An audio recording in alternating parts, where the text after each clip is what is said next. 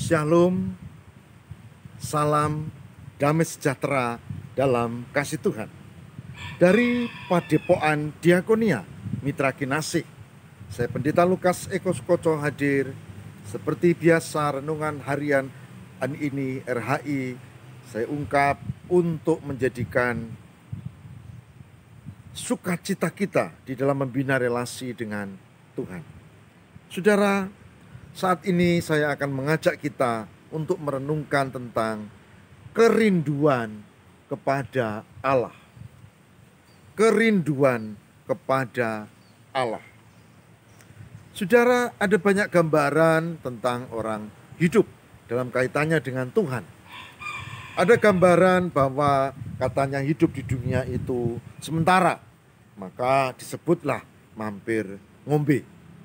Ada juga yang menganggap bahwa hidup ini tidak langgeng karena rumah kita tidak di sini. Maka kalau orang meninggal itu sering diungkap berpulang. Iya, berpulang. Lalu ada juga gambaran bahwa Tuhan itu menjadi sumber hidup. Maka dia adalah roti hidup, kita pernah bahas. Dia air hidup. Dia yang menolong kita, memberkati, sehingga ada Tuhan adalah gembalaku. Nah, kita akan melihat satu hal yang menarik dari kesaksian Alkitab tentang hal ini, kerinduan akan Allah dalam ungkapan yang beda dari apa yang sudah kita kenal. Mazmur 42. Mazmur 42 pada ayat yang ke-2 sampai ke-6. Yang demikian firman Tuhan. Seperti rusa merindukan sungai yang berair, demikianlah jiwaku merindukan Engkau, ya Allah. Jiwaku haus kepada Allah yang hidup.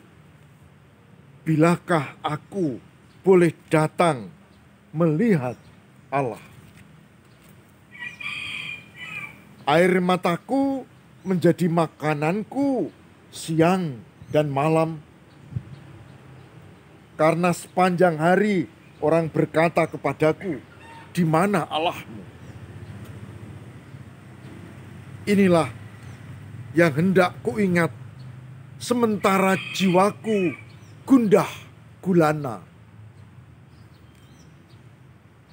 Bagaimana aku berjalan maju dalam kepadatan manusia, mendahului mereka, melangkah ke rumah Allah dengan suara sorak-sorai dan nyanyian syukur dalam keramaian orang-orang yang mengadakan perayaan. Mengapa engkau tertekan, hai jiwaku? Dan gelisah di dalam diriku. Berharaplah kepada Allah.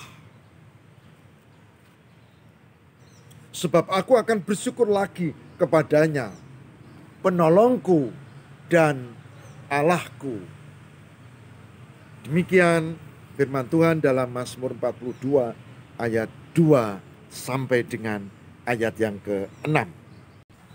Saudara yang terkasih di dalam Tuhan, poin pertama yang menarik adalah rindu kepada Allah itu digambarkan seperti rusa yang merindukan sungai yang berair, lalu dia minum dan segar. Segar dalam hidup. Karena simbol air ini menjadi penting, Tuhanlah yang memberi kekuatan dan kesegaran buat kita. Ayat yang ke-2, sehingga dikatakan jiwaku merindukan Allah. Pernah enggak kita merasakan itu? Hidup lalu capek, banyak pergumulan, kesulitan, dan kita memohon Tuhan menolong. Berilah terang ya Tuhan. Itu bagian pertama. Seperti rusa merindukan air. Jiwaku haus kepada Allah. Bagian yang kedua, saudara. diungkap di sini, jiwa yang gundah, yang tidak bisa menghayati damai. Lalu dia membayangkan dia bergerak maju, ada orang-orang yang bergerak untuk menuju ke rumah Allah untuk ibadah. Dan dia hadir untuk datang ke sana. Saudara, yang pertama tadi haus kepada Allah karena Tuhan yang menjadi sumber hidup. Maka poin yang kedua untuk memenuhi itu berharap pada Allah lalu beribadah.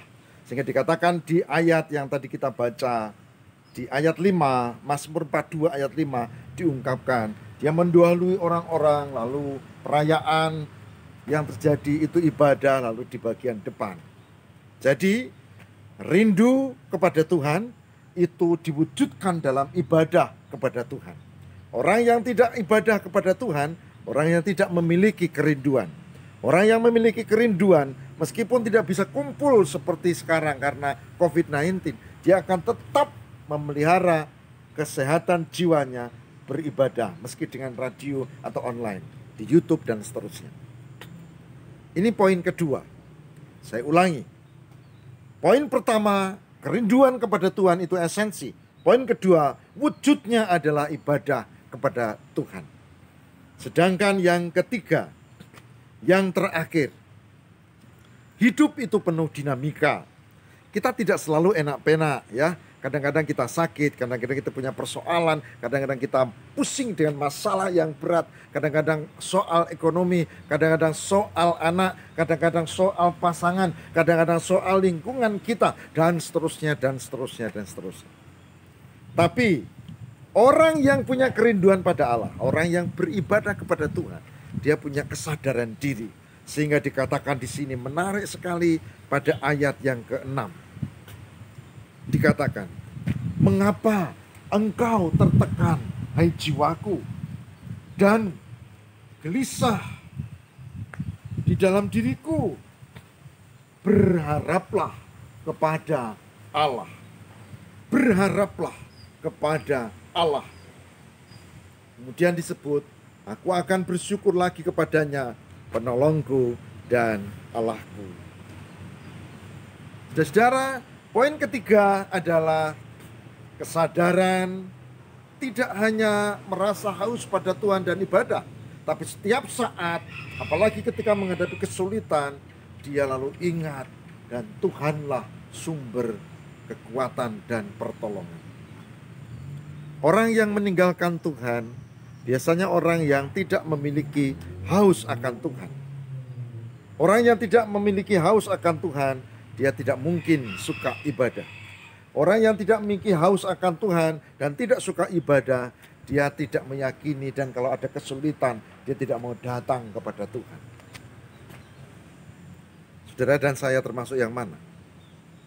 Kalau saudara saya termasuk dalam ayat ini, maka kita termasuk orang yang memiliki kerinduan kepada Tuhan, ibadah kepada Tuhan, dan kita memiliki relasi. Sehingga kalau ada kesulitan, persoalan, pergumulan, beban yang berat, kita tetap datang kepada Tuhan. Hari ini sebagai hambanya saya mengajak, mari kita setia pada Tuhan dan tetap datang kepada Tuhan. Dan jangan kita gampang tergoyahkan oleh banyak komentar, ajaran, bahkan yang muncul di mana-mana, di online maupun offline, di tetangga maupun yang ada di WA. Saya ajak untuk teguh kekeh di dalam Tuhan. Tuhan berkati. Amin. Mari kita bersama berdoa. Saudara, marilah kita bersama berdoa. Tuhan, tolonglah kami untuk memiliki kerinduan akan Tuhan, karena Engkau sumber kehidupan.